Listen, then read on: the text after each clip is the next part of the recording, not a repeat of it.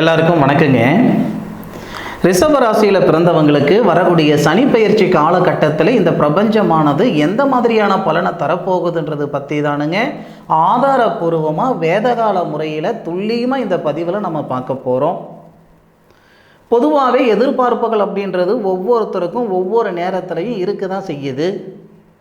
எல்லாருக்கும் ஒரே நேரத்தில் இந்த பிரபஞ்சம் சாதகமான பலனை கொடுக்கறது இல்லை, அது வேறு விஷயம். ஒவ்வொருத்தருக்கும் ஒவ்வொரு தருணத்தில் தான் சாதகமான பலனை கொடுக்க போகுது, அதுவும் அவங்க செய்த பாவ புண்ணியத்தின் அடிப்படையில்.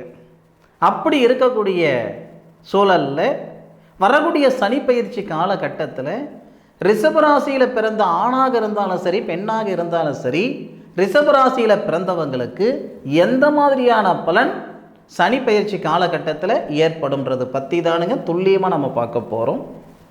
2025 வருடத்தில் சனி பகவான் மட்டும் கிடையாது, 9 கிரகங்களும் பயிற்சி ஆகக்கூடிய காலகட்டம் தானுங்க. அதில் முதன்மையாக இருக்கக்கூடிய சனி பயிற்சி மார்ச் மாதம் 29ஆம் தேதி, பங்குனி மாதம் 15ஆம் தேதி சனிக்கிழமை, சனி பகவானுடைய நாளான சனிக்கிழமை இரவு 9:44 புரட்டாதி நட்சத்திரம் சொல்லக்கூடிய குபேரர் அவதரிச்ச நட்சத்திரத்தில் 3வது பாதத்தில் இருந்து 4வது பாதத்துக்கு கும்பத்திலிருந்து மீன ராசிக்கு சனி பகவான் பயிற்சி அடைகிறார். அப்போ ரிஷபராசி நண்பர்களுக்கு தொழில் ஸ்தானாதிபதினு சொல்லக்கூடிய சனி பகவான் லாபஸ்தானத்தில் வரக்கூடிய நேரம். ஒரு மிகப்பெரிய ஆச்சரியம் என்னன்னா, சனி பகவான் பயிற்சி ஆகக்கூடிய காலகட்டத்தில் ரிஷப ராசியாதிபதினு சொல்லக்கூடிய சுக்கிர பகவான் மீனத்தில், சனி பகவான் எந்த வீட்டுக்கு போகிறாரோ அதே வீட்டில் தான் சுக்கிர பகவான் இருக்கார். சார் இது என்ன சார் ஆச்சரியம்? ஆச்சரியம் தானுங்க. சனி பகவான் தொழில் ஸ்தானாதிபதி லாபஸ்தானத்துக்கு போயிட்டு உங்கள் ராசிநாதனோட சேர்ந்து உங்கள் ராசியை பார்க்கக்கூடிய சூழலில் உங்கள் ராசியில் இருக்கக்கூடிய கிரகம் லாபஸ்தானாதிபதி குரு பகவான், தேவகுருன்னு சொல்லக்கூடிய குரு பகவான் உங்கள் ராசியில் இருக்க, அசுரகுருன்னு சொல்லக்கூடிய உங்களுடைய ராசிநாதன் குரு பகவானுடைய ஆதிக்கத்தில் கிரக பரிவர்த்தனை யோகம் ஏற்படுது. மார்ச் மாதம் 29ஆம் தேதியே நமக்கு கிரக பரிவர்த்தனையோட தான் சனி பகவான் பயிற்சி ஆகிறார். அது மட்டும் இல்லை, ரிஷபராசியில் பிறந்தவங்களுக்கு மட்டும்தான் சூரிய பகவான் சுபஸ்தானாதியாக வருவார். வேறு யாருக்குமே அந்த மாதிரி ஒரு பிராப்தம் இல்லைங்க. இந்த ரிஷபராசியில் பிறந்தவங்களுக்கு தான் சூரிய பகவான் 4வது பாவகத்துக்கு அதிபதி. மண்மனைக்கு சொந்தக்காரர் அவர் தான், வாகனத்துக்கு சொந்தக்காரர் அவர் தான். நமக்கு ஏற்படக்கூடிய சுபஸ்தானாதிபதியும் சூரியன் தான். அப்போ சுபஸ்தானாதிபதியும் ரிஷபராசிக்கு 11வது பாவகத்தில் தனகாரகனுடைய ஆதிக்கத்தில் இருக்கக்கூடிய சூழலில் தான் சனி பகவான் பயிற்சி அடைகிறார். அது மட்டும் இல்லை, 11வது பாவகன் சொல்லக்கூடிய லாபஸ்தானத்தில் சூரியன், சந்திரன், புதன், சுக்கிரன், ராகு, சனி 6 கிரகங்கள். 100% சொல்கிறேனுங்க, ரிஷபராசியில் பிறந்தவங்களுக்கு வரக்கூடிய சனி பயிற்சி காலகட்டம் மிகப்பெரிய அடையாளத்தை தரப்போகுது. இன்றைக்கி பெரிய லெவலில் இருக்கக்கூடிய கார்ப்பரேட் நிறுவனங்கள் எல்லாமே ஆரம்ப காலத்தில் 1லிருந்து தான் மேலே வந்திருப்பாங்க. திடீர்னு எடுத்த உடனே தாத்தனால் மேலே வந்தான், அப்பனால் மேலே வந்தான், சொந்த பந்தத்தால் மேலே வந்தான்னு சொல்கிறதுக்கெல்லாம் இருந்திருக்காது. என்னைக்கோ அவங்களுக்கு வாச்ச நேரம், என்னைக்கோ இந்த பிரபஞ்சம் அவங்களுக்கு கொடுத்த சந்தர்ப்பம் ரிஷபராசிக்காரங்களுக்கு இந்த பிரபஞ்சம் இந்த நேரத்தில் தரப்போகுது. இது ரிஷபராசியில் பிறந்த ஆணுக்கும் பொருந்தும், ரிஷபராசியில் பிறந்த பெண்ணுக்கும் பொருந்தும். எந்தெந்த வகையில் நீங்கள் மேலுக்கு வரலாம் நான் சொல்கிறேன், கேட்டுக்கோங்க. ஃபர்ஸ்ட் ஆஃப் ஆல், புதுமையான தொழில். நான் பாரம்பரியமான தொழில் செஞ்சுக்கிட்டு இருக்கிறேனுங்க. பாரம்பரியமான தொழில்னா பரம்பரை தொழில் இல்லை. பாரம்பரியம்னா எதை குறிக்கும்னா நம்ம முன்னோர்கள் செய்த தொழிலும் குறிக்கும். பழமையான தொழிலும் நம்ம பாரம்பரியமான தொழிலும் சொல்லலாம், அல்லது பரம்பரை தொழில், பூர்வீக தொழில். பூர்வீக தொழில் செய்கிற நண்பர்களுக்கு இந்த வருடம் பிரமாதமாக இருக்கும். இந்த சனி பகவான் பயிற்சி ஆகக்கூடிய காலகட்டத்தில் ரொம்ப ரொம்ப நல்லா இருக்கும். அதுவும் உங்களுக்கு எவ்வளோ நாள் வரைக்கும் சிறப்பாக இருக்குன்றது நான் முதல்ல சொல்கிறேன். ஒரு பாவகத்தில் ஒரு கிரகம் வராரு அப்படின்னா அந்த கிரகம் அந்த பாவகத்தில் இருக்கிற வரைக்கும் ஒரே மாதிரியான பலன்கள் சத்தியமாக தரமாட்டார். எல்லா ஜோதிடர்களும் அப்படின்னா தான் நினச்சிட்டு இருக்கிறாங்க. 7ல் ராகு இருந்தால் நாகதோஷம், 7ல் கேது இருந்தால் நாகதோஷம். 2வது இடம், 4வது இடம், 7வது இடம், 8ஆம் இடம், 12ஆம் இடம், செவ்வாய் இருந்தால் செவ்வாதோஷம். ஒரு கிரகம் எந்த பாவகத்தில் இருக்குன்றதை விட யாருடைய நட்சத்திரத்தில் இருக்கிறாருன்றது பார்த்து சொல்லக்கூடியவர் தான் உண்மையான ஜோதிடர். மாட்டுக்கு பல்லு முக்கியம், மனுஷனுக்கு சொல்லு முக்கியம், சாஸ்திரத்துக்கு சாரம் முக்கியம். சாரம் இல்லைன்னா அது சாஸ்திரம் இல்லை. அப்போது சனி பகவான் 11வது பாவகத்தில், 11வது பாவகத்துக்கு அதிபதி குரு பகவான் தனகாரகன், அவருடைய நட்சத்திரத்தில் மார்ச் 29லிருந்து ஏப்ரல் 28 வரைக்கும் வராரு. 29 நாள் தான் குரு பகவானுடைய நட்சத்திரத்தில் சனி பகவான். இந்த நேர காலங்கள் புதுமையாக தொழில் செய்கிற நண்பர்களுக்கு பிரகாசமாக இருக்கும், நல்லா இருக்கும். தை பிறந்தா வழி பிறக்குன்னு சொல்லுவாங்க. அதே மாதிரி சித்திரை மாதத்துலேயும் நிறைய மாற்றங்கள் நிறைய பேருக்கு நடக்கும். நீங்கள் ஒரு பிளானில் இருக்கிறீங்க, ஏற்கனவே ஒரு பிளான் பண்ணிகிட்ருக்கிறீங்க, இல்லை ஒரு விஷயத்தை எதிர்பார்த்துக்கிட்டு இருக்கிறீங்க அப்படின்னா இந்த நேரத்தில் நடைமுறைப்படுத்தலாம்.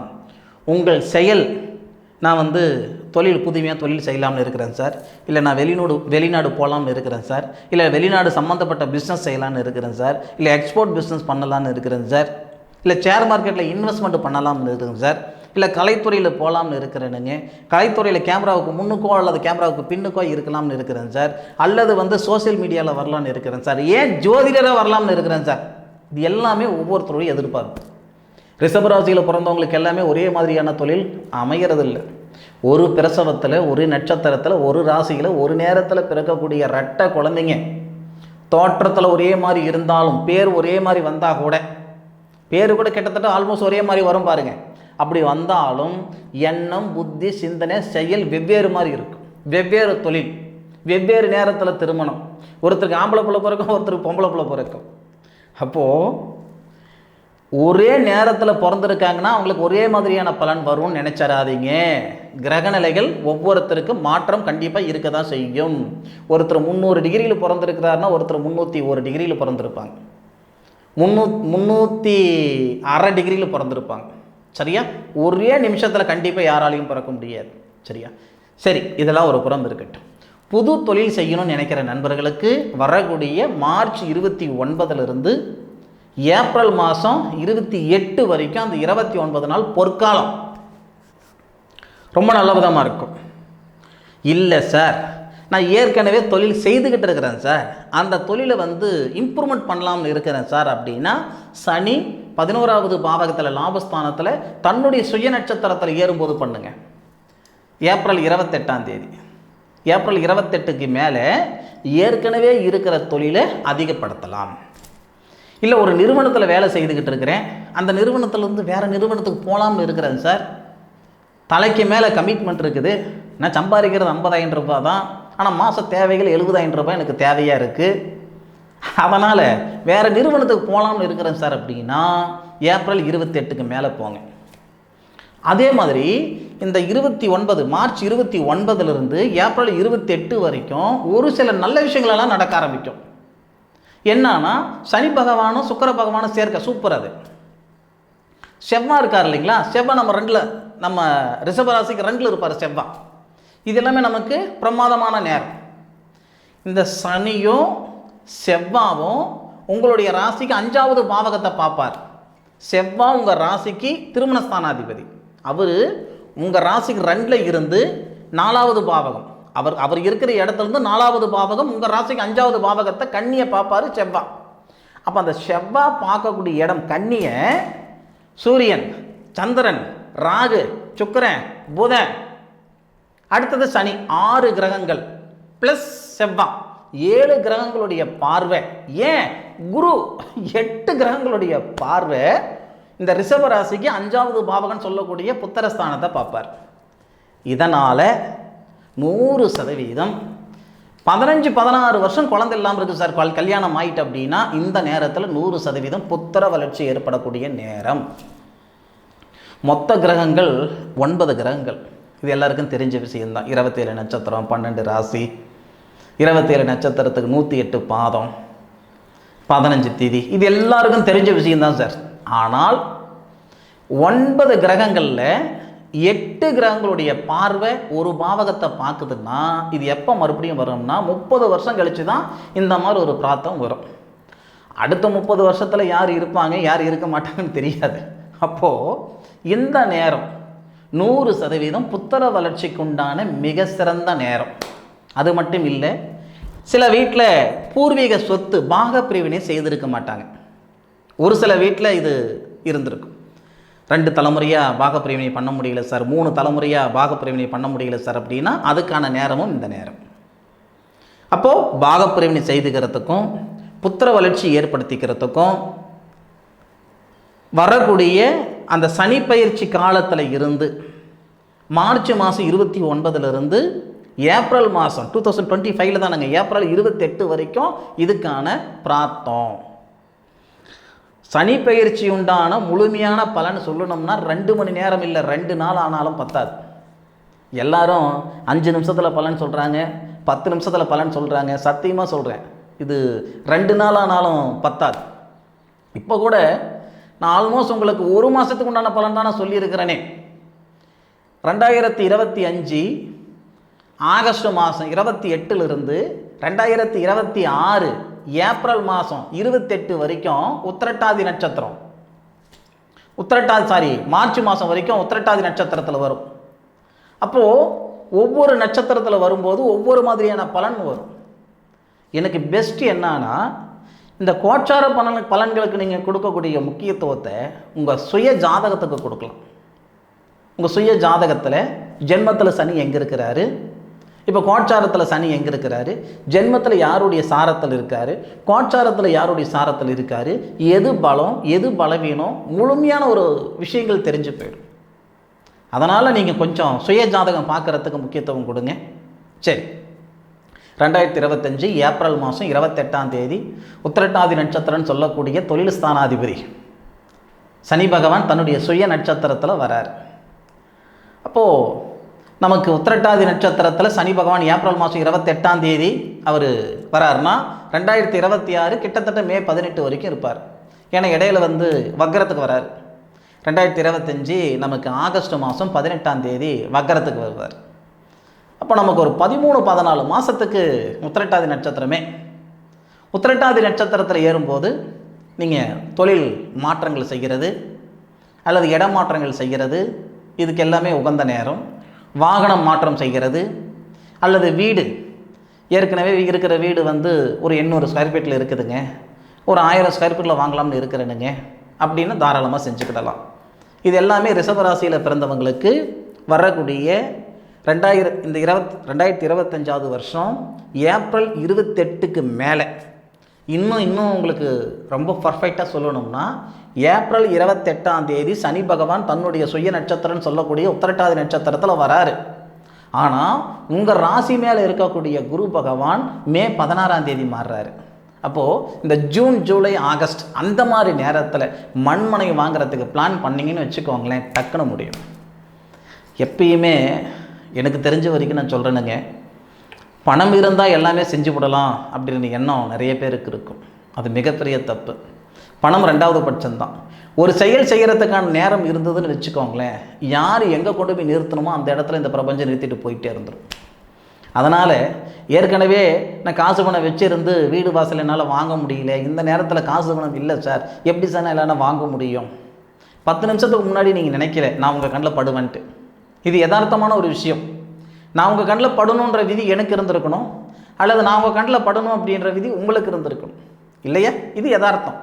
இந்த மாதிரி நடக்கக்கூடியது தான் விதி. ரிஷபராசியில் பிறந்தவங்களுக்கு புதிய அடையாளத்தையும் புதிய ஒரு தகுதியும் தரக்கூடிய காலகட்டம் வரக்கூடிய சனி பயிற்சி காலகட்டம். அதுவும் உங்கள் ராசி மேலே இருக்கக்கூடிய குரு விலகக்கூடிய நேரம் இன்னும் சூப்பராக இருக்கும். ஃபர்ஸ்ட் ஆஃப் ஆல் உங்களுக்கு 2025 மார்ச் மாதம் 29 2025 ஏப்ரல் 28 வரைக்கும் ஒரு யோகத்தை கொடுக்குதுன்னா, அதே மாதிரி மே 16க்கு மேலேயும் ஒரு யோகத்தை கொடுக்க போகுது, மே 18 ஒரு யோகத்தை கொடுக்க போகுது. இப்படி ஒவ்வொரு விஷயத்திலையும் 2025 வருடம் ரிஷபராசியில் பிறந்தவங்களுக்கு பொற்காலமாக இருக்க போகுது. தயவு செய்து நீங்கள் எந்த ஊரில் இருந்தாலும் சரி, எந்த நாட்டில் இருந்தாலும் சரி, உங்களுடைய ஜாதகத்தை பாருங்கள்.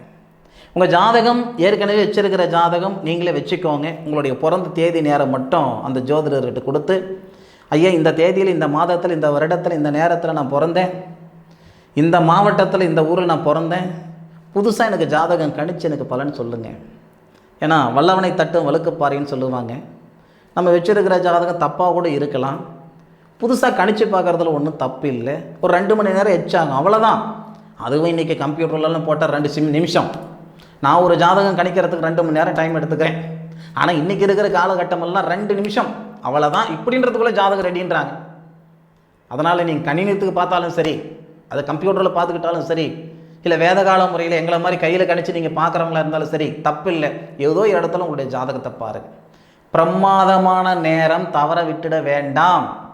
நம்ம அண்ணாச்சி சொன்ன மாதிரி எப்படி சொல்கிறது, தவற விட்டுடாதீங்க, பின்னாடி வருத்தப்படுவீங்க எதை சொல்லுவாங்களோ ஒரு ப்ரோக்ராம். அண்ணாச்சி சொன்ன மாதிரி இது சிறப்பான நேரம். ரிஷபராசி நண்பர்களுக்கு மிகப்பெரிய யோகத்தை கொடுக்கக்கூடிய காலகட்டம், பயன்படுத்திக்கோங்க. இந்த பதிவு ரிஷபராசியில் பிறந்த உங்களுக்கு பயனுள்ளதாக இருக்கும்ன்று மனசார நம்புகிறேன். மீண்டும் அடுத்த ஒரு அற்புதமான தருணத்தில் உங்கள் அனைவரையும் சந்திக்கும் வரை உங்களிடமிருந்து விடைபெறுவது உங்கள் வீட்டு ஜோதிட நண்பனான மா காளிதாஸ் மணிகண்டன். திருச்சிற்றம்பலம். வாழ்க வையகம், வாழ்க வளமுடன்.